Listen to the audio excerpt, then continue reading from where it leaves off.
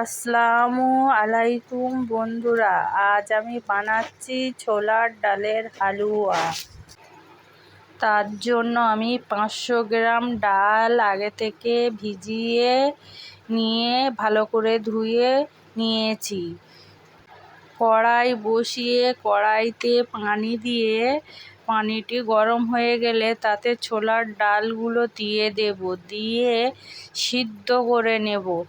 আজ একটু অন্যরকম পদ্ধতিতে ছোলার হালুয়াটা বানাবো। ছোলার ডালের এই ওপরে যে ফেনা ফেনাগুলো উঠছে এগুলো তুলে ফেলে দেব। ছোলাটি ভালো করে সিদ্ধ হয়ে গেছে। এবার কড়াইটি নামিয়ে এবার ছোলাগুলি ঠান্ডা করে নেব। ছোলার হালুয়া বানানোর জন্য আমি এখানে আমি 500 গ্রাম চিনি নিয়েছি, 200 গ্রাম লিকুইড দুধ নিয়ে নিয়েছি, গোলাপ জল নিয়ে নিয়েছি, ঘি 1 প্যাকেট 10 টাকা দামের, গুঁড়ো দুধ নিয়ে নিয়েছি, কাজু কিশমিশ, ঘি এগুলো নিয়ে নিয়েছি। এই যে লিকুইড দুধটি আছে এতে আমি গোলাপ জল, ফুড কালার দিয়ে দুধটি নাড়িয়ে নেব। ছোলাগুলি ঠান্ডা হয়ে গেছে, মিক্সার গ্রাইন্ডারে দিয়ে সেগুলি পেস্ট করে নেব। কড়া বসিয়ে কড়াইয়ে ছোলার ডালটি পেস্ট করাটি ওতে দিয়ে ভালো করে নাড়িয়ে চাড়িয়ে যে লিকুইড দুধটি, গোলাপ জল আর ফুড কালার দিয়ে রেখেছিলাম সেইটি ছোলার ডালের পেস্টে অল্প অল্প করে দিয়ে ছোলার ডালটি ভালো করে মাখিয়ে নেব। মাখিয়ে নিয়ে তাতে আমি 2 চামচ ঘি দিয়ে দেব।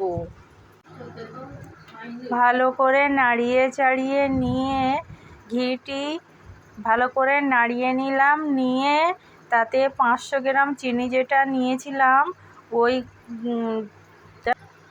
এবার চিনি দিয়ে ভালো করে নাড়িয়ে চাড়িয়ে শুকনো করে নিয়ে তাতে গুঁড়ো দুধ দিয়ে দিলাম। দুধ দিয়ে দেওয়ার ফলে হালুয়ার টেস্টটি আরও বেড়ে যায়। বন্ধুরা, এতে যে এলাচ দেয়, আমি এলাচের বদলে গোলাপ জল দিয়েছি, এতে ফ্লেভারটি অন্যরকম আসবে। এবার একটু সময় হাতে নিয়ে ভালো করে এটি বারবার নাড়তে চাড়তে হবে, না হলে কড়াই লেগে আসবে। এই রকম বারবার করে নাড়তে হবে, বন্ধ দিলে হবে না।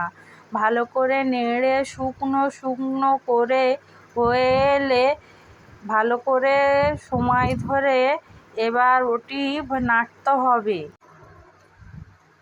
এবার এতে এই যখন শুকনো হয়ে আসবে কিছুক্ষণ, এতে এবার কাজু কিশমিশ দিয়ে ফের ভালো করে নাড়িয়ে চাড়িয়ে নিয়ে যখন দেখবে বন্ধুরা এটা হয়ে আসবে হালুয়াটি, তখন কড়ার গায়ে থেকে ছেড়ে আসবে। হয়ে গেল ছোলার ডালের হালুয়া। এবার এটিকে একটি প্লেটে ঠান্ডা করে তুলে নিয়ে প্লেটেই দিয়ে এটি বরফির আকারে কেটে নিলাম।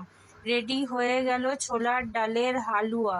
বন্ধুরা, কেমন হয়েছে কমেন্টে জানাবেন। আমার তো খুব ভালো লেগেছে।